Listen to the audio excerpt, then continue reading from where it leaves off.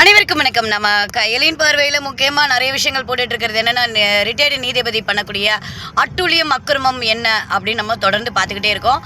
அதில் இன்றைக்கி நம்ம முக்கியமாக சந்திக்கக்கூடிய ஒரு நல்ல உள்ளம் என்ன அப்படின்னு பார்த்தீங்கன்னா, கச்சரா ஐயா.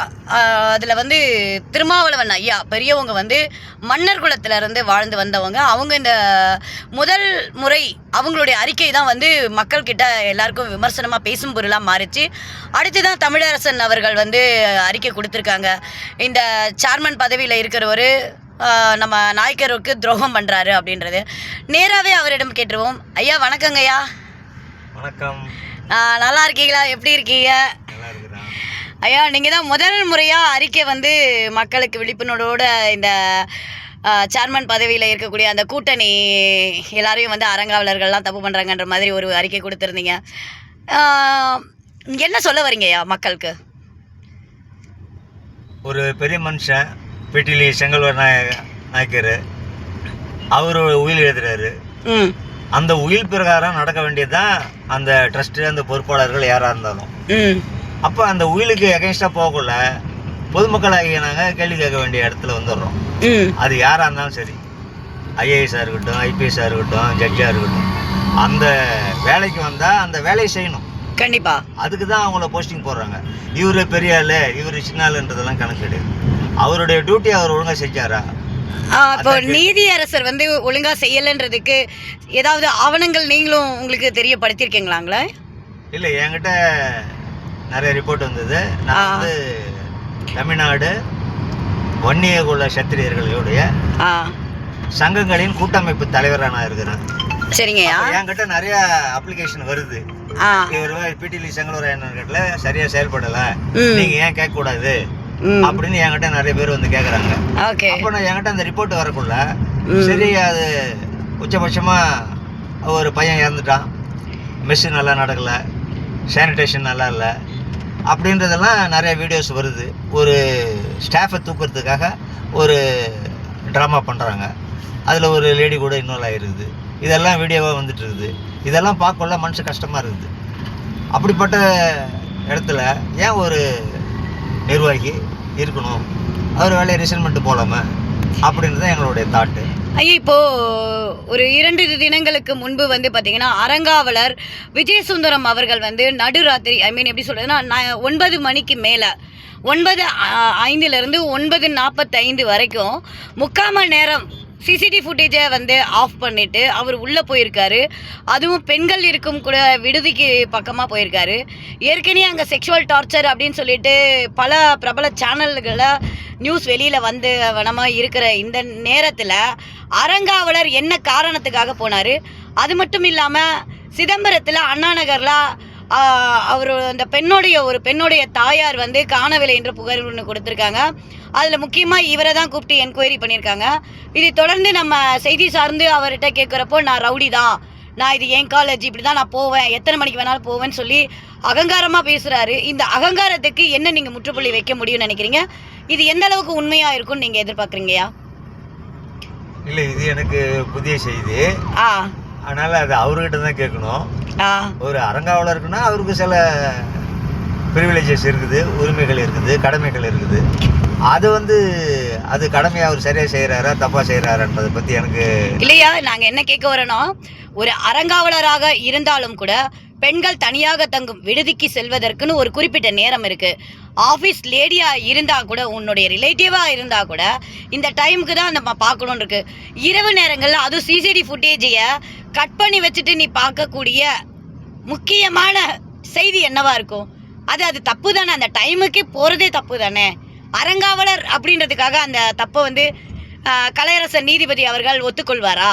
இல்லை அவருடைய இன்சார்ஜில் தான் அவர் போனாருங்களான்னு பலதர மக்கள் கேள்வி கேட்குறாங்கய்யா. யார் செஞ்சாலும் தப்பு தான். தப்பு செய்தவன் தண்டனை அனுபவிச்சு தான் ஆகணும். அதனால் சில பேர் இந்த வயசுலேயும் சில பேர் இந்த மாதிரி அபிலாஷைகளோடையோ அல்லது சாதாரணமாகவே போயிருக்கலாம். அது அவங்களுக்கு தான் தெரியும். எனவே அந்த டைம் பிரகாரம் போகலாம், வரலாம். அதுக்கு தாண்டி போகணும்னு சொன்னால் உரிய பர்மிஷன் வாங்கிட்டு போகணும். இதுதான் எனக்கு தெரிஞ்சது. அப்புறம் ஆண்டவன் ஒருத்தன் வருகிறான், பார்த்துப்போம். இப்போ முயற்சி பண்ண வேண்டியதான் நம்மளுடைய கடமை. இப்போ பிடி செங்கல்வராய கல்லூரி மட்டும் இல்லாமல் அரங்காவலர் சொத்து கிட்டத்தட்ட அவர் கண்ட்ரோலில் இருக்கிற எல்லா சொத்தையுமே அதிகாரப்பூர்வமாக நிறையா சேல்ஸ் பண்ணியிருக்காரு, நிறையா துஷ்பிரயோகம் பண்ணியிருக்காங்கன்னு சொல்லிட்டு தமிழரசன் அவர்கள் வந்து 8 பக்கத்துக்கு மேலே அவர் வந்து புகார் தெரிவிச்சிருக்காரு, அறிக்கை கொடுத்துருக்காரு. வீரப்பன் ஐயான்றவர் வந்து கோர்ட்டில் வந்து அவர் மேலே அலிகேஷன் இது பண்ணியிருக்காங்க. திலகாவதின்ற ஒரு லேடியை வந்து பனிஷ் பண்ணுறதுக்காக வேற ஒரு லேடியை வந்து விஜயசுந்தரம் வந்து கூட்டிகிட்டு வந்து வச்சுருக்காரு. அது மட்டும் இல்லாமல் இந்த சுந்தரேசன் அப்படின்ற ஒரு நபர் வந்து பேராசிரியராக இருந்தவருடைய வேலையை கெடுத்த அவருடைய வேலையில் கிட்டத்தட்ட இன்றைக்கி ஒரு செக்யூரிட்டி வேலை பார்க்குற அளவுக்கு கொண்டு போய் விட்டுருக்காங்க இந்த கல்லூரியில். அது மட்டும் இல்லாமல் சின்ன பையன் அப்படின்றவருடைய வேலையை அவர் வந்து கல்லூரியுடைய முதல்வராக இருந்தவர் ஐடி விங்கில் அவரையும் பயங்கரமாக துன்புறுத்தி இன்றைக்கி 65 வயசு எக்ஸ்பீரியன்ஸையும் முடிஞ்சிருச்சு.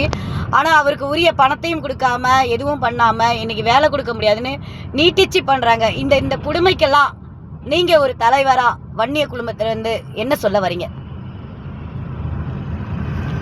இதெல்லாம் பார்க்கும்போது வேலியே பயிரை மேய்ந்தால் விளைவது எக்காலம், அந்த பழமொழி தான் எனக்கு ஞாபகம் வருது.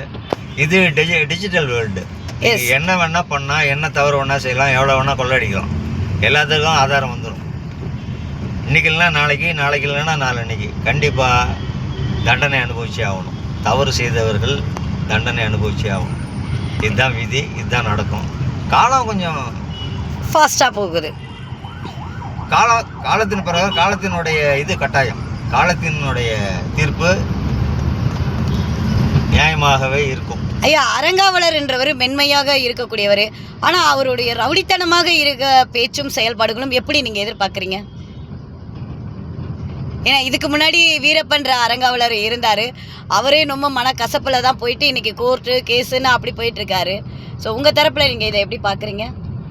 இல்லை, இப்போ கலையரசன் வந்து இப்போ 2வது பீரியட் வந்திருக்கிறாரு.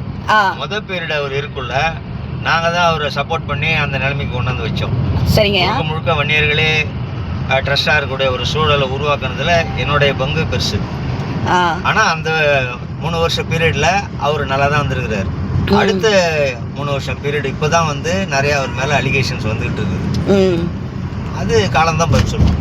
இல்லை, ரவுடிகள் எல்லாம் அரங்காவலராக இருக்கிறதுக்கு இன்னைக்கு வாய்ப்புகள் அதிகமாக இருக்க போல. அப்போ நல்லவர்களுக்கெல்லாம் வேலை இல்லையா? அதுவும் சீர்காழியுடைய ரவுடின்னு மார்த்தட்டிக்கிறாரு. இதெல்லாம் ஒரு பேச்சு ஃப்ளோவில் அப்படி வரும், நாம் அதை எடுத்துக்க முடியாது. இல்லை, மீடியா கேள்விக்கு வந்து அவர் அதிகாரப்பூர்வமாக தானே பதில் சொல்கிறாரு. எதுவாக இருந்தாலும் மீடியாவாக இருக்கட்டும், யாராக இருக்கட்டும், சில வார்த்தைகள் 1-2 வர்றது சகஜம்தான். ஆனால் இதெல்லாம் கவர்மெண்ட்டு தான் இப்போ அப்பாயின்மெண்ட் பண்ணுது. நாங்கள் ரெக்கமெண்ட் பண்ணுறோம், ஆனால் முடிவெடுக்க வேண்டிய அதிகாரம் வந்து கவர்மெண்ட்டு தான் பண்ணுது. அதனால் அவங்களுக்கு வேண்டியவங்களை தான் அவங்க போஸ்டிங் போடுவாங்க. இந்த 2வது தரம் வர்றதே வந்து ஒரு பிரச்சனைக்குரிய ஒரு விஷயம். அதே சமயம் நிர்வாக திறமை உள்ள ஆட்களை தான் நம்ம வந்து சேர்மனாக போடணும். கண்டிப்பாக இந்த ட்ரஸ்ட்டுக்கு இவர் வந்து ஜட்ஜு, இவர் ஐஏஎஸ் அப்படின்ற நிலைமை மாறணும். அதுக்கு வந்து இப்போ வந்து ஸ்கீம் டிகிரியை நம்ம சேஞ்ச் பண்ணணும். அதுக்கு முறையான அணுகுமுறை லாயர் வச்சு கோர்ட்டில் போய் இது மாதிரி திறமையானவர்களை வந்து இந்த மாதிரி இடத்துக்கு போடுங்க, இவர் பெரிய பதவியில் இருந்தார் அப்படின்றதுக்காக போட முடியும். எந்த ஆளும் எந்த நிமிஷத்துலேயும் மாயைக்கு அடிமையாகலாம், தவறுகள் செய்யலாம். தவறுகள் செய்தால் தட்டி கேட்க வேண்டிய அமைப்புகள் தட்டி கேட்டு தான் ஆகணும். இப்போ நாங்கள் அந்த பொறுப்பில் இருக்கிறோம், நாங்கள் நிச்சயமாக தட்டி கேட்போம். எங்கள் காலத்தில் வன்னியர் சங்க சொத்துக்கள் ஒன்று கூட விடாமல் எடுத்து எல்லாத்தையும் நல்ல நிர்வாகம் பண்ணி நம்ம பிள்ளைங்களுக்கு,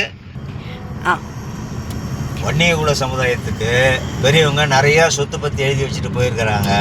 அவங்களுடைய அவங்களுடைய ஆசைகளையும் அந்த வில்லில் சொல்லியிருக்கிறாங்க. அது பிரகாரம் நடக்கிறாங்களா என்னன்னு பார்க்க வேண்டியது எங்களுடைய கடமை. அவங்க யாராக இருந்தாலும் அதை பற்றி கேள்வி இல்லை. அந்த நிர்வாகத்தை வந்தால் நிர்வாகத்தை முறையாக செய்யணுன்றது தான் எங்களுடைய கருத்து. ஐயா, இப்போ இந்த நிர்வாகம் சொன்னதுனால ஒரு கேள்விங்கய்யா. ஒரு ஏழை பத்திரிகையாளர் பெண் தனது மகனை வந்து 1000 கனவுகளோடு சேர்த்து வச்ச அந்த கல்லூரியில் அவனுக்கு குழந்தை பிறந்திருக்கு, அவன் வந்து கீழ்த்தரமானவன் சொல்லி அவன் மனதை காயப்படுத்தி அவனை படிக்க விடாமல் ஹாஸ்டல் மற்றும் கல்லூரியிலேருந்து எதுக்காக நீக்கம் செஞ்சாங்க அப்படின்னு சொல்லி பலதரப்பட்ட கேள்விகள் எழுப்பியும் அதுக்கு முறையான பதில் கொடுக்காம ஒரு நீதிபதின்ற ஒரு திமிரிலேயே இருக்காங்களே, இதை பற்றி நீங்கள் என்னங்க நினைக்கிறீங்க? அந்த தாய்க்கு அந்த குழந்தை திரும்பி கிடைக்குமா? அந்த ஒரு 17 வயசு வரையும் அந்த தாய் எப்படி கஷ்டப்பட்டு வளர்த்துருப்பாங்க. ஆனால் இன்றைக்கி அந்த குழந்தைய இழந்து எவ்வளோ அந்த குடும்பம் தவிக்குதுன்றத உங்கள் சூழ்நிலையில் நீங்கள் எப்படிங்க சொல்ல வரீங்க அந்த தாய்க்கு?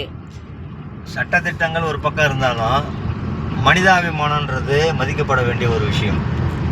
ஒரு குழந்தைய பறி கொடுத்த தாயினுடைய குமுறல் வருத்தம் எவ்வளோ இருக்குன்றது எல்லாருக்கும் தெரியும்.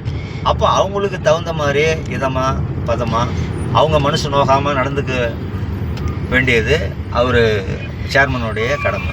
அதை விட்டு அவர் தவறியிருந்தாருன்னா தப்பு தான். இல்லை, தாயோடைய கோரிக்கை வந்து என்னென்னா, நான் வந்து பணம் கட்டின பணத்தை எனக்கு ரிட்டர்ன் கொடு, எனக்கு இவ்வளோ தூரம் துரோகம் நினச்சிருக்கீங்கன்னு கேட்குறாங்க. அது கரெக்டுன்றீங்களா தப்புன்றீங்களா? கடைசியான கேள்வி. அது அவங்களுடைய நிர்வாகத்தினுடைய சட்டத்திட்டங்கள் எப்படி இருக்குதோ அது பிரகாரம் தான் நடக்க முடியும். கண்டிப்பா. அது வந்து இந்த மாதிரி ஒன்று ஆயிடுச்சு, ஆனாலும் அந்த பையனுக்கு ரீஃபண்ட் கொடுக்கலாம் அப்படின்னு நினைச்சா அவங்க கொடுக்கலாம். இல்லை, நாயக்கர் என்ன சொல்லியிருக்காங்கன்னா, ஐயா நாயக்கருடைய இது வந்து பிள்ளைகள் படிக்க முடியாத ஏழை பிள்ளைகளுக்கு கல்வி திறமையை கொடுக்கறதுக்கும் கம்மியான பணத்தை வாங்கி, இல்லை பணமே இல்லைனாலும் அவனுக்கு ஒரு உயர்கல்வியை கொடுக்கறதுக்கு நாயக்கர் சொத்து பயன்படணுன்றதுக்காக தான் அவர் உயில் எழுதி வச்சார். அதன்படி பார்த்தா அந்த குழந்தைக்கு உரிய எந்த ஒரு செயலும் செய்யலை. இன்னொரு குழந்தைய வர துன்புறுத்தியிருக்காங்க. 3 முறை சூசைட் அட்டன் பண்ணியிருக்கான். இதை பார்க்குறப்ப உங்களுக்கு என்ன தோணுது? அதாவது இதில் தான் அந்த ஆன்மீகம் வருது. ஒரு மனுஷனும் மனசாலையும் தப்பு பண்ணலாம், வாக்காலையும் தப்பு பண்ணலாம், உடலாலையும் தப்பு பண்ணலாம், பொருளாதாரத்தையும் தப்பு பண்ணலாம். அதே இந்த 4 விஷயத்தில் மனசா, வாச்சா, கர்மனா, பொருளாதாரம், இது 4 விஷயத்தில் நன்மையும் செய்யலாம். நன்மை செய்தா புண்ணியம், இதே 4 விஷயத்தில் தப்பு செஞ்சா பாவம். கண்டிப்பா இது பாவ புண்ணிய கணக்கில் தான் போகும். அப்போ பாவ புண்ணியன்றது தெரிஞ்சு நடந்துக்கிட்டா அவங்க அடுத்தடுத்த ஜென்மம் நல்லாயிருக்கும்.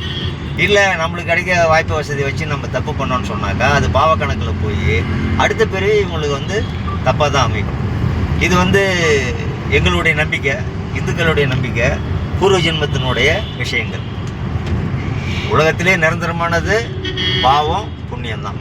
நீ நல்லது செஞ்சால் புண்ணியம், கெட்டது செஞ்சால் பாவம். அதாவது அவங்கவுங்க கருத்துக்கே நான் விட்டுறேன். கண்டிப்பாங்கய்யா, எங்களுக்கு இவ்வளோ நேரம் ஒத்துழைப்பு கொடுத்து அதுவும் ஒரு லாங் டிரைவில் இருக்கிறப்போ எங்களுக்கு இந்த டைமை ஒதுக்குனதுக்கு ரொம்ப ரொம்ப நன்றி. மீண்டும் சந்திப்போம். வணக்கங்களையா. நன்றி.